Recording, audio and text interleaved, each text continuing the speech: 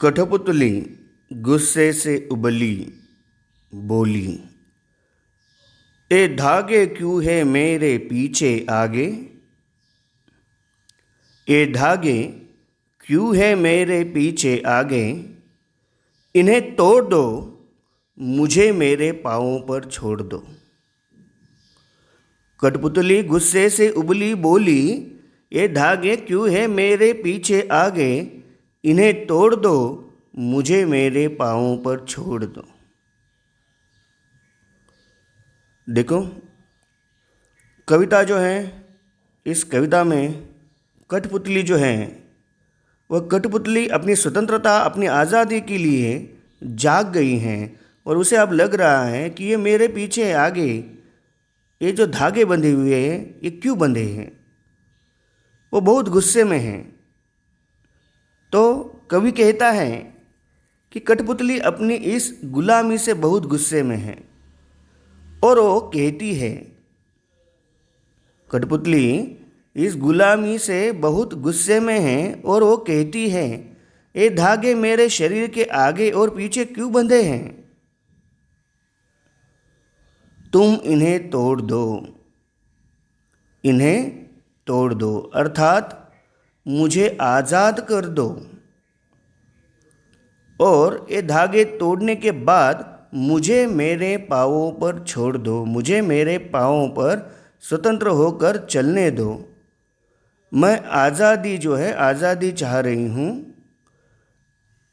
तो ये जो धागे हैं मेरे आगे पीछे बंधे हुए, इन्हें छोड़ दो। कठपुतली गुस्से से उबली, बोली। कठपुतली गुस्से से उबली, उबल कर, गुस्से से, बहुत गुस्सा जब होता है तो हम कहते हैं गुस्से से उबली।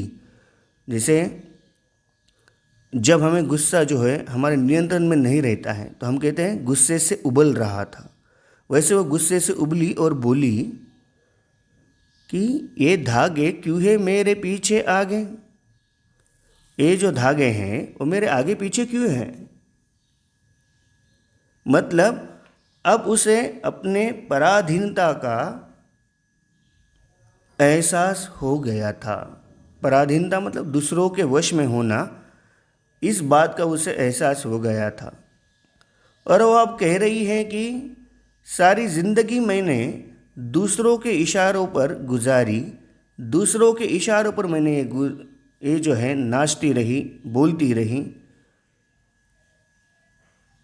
अब मुझे ऐसी ज़िंदगी नहीं चाहिए।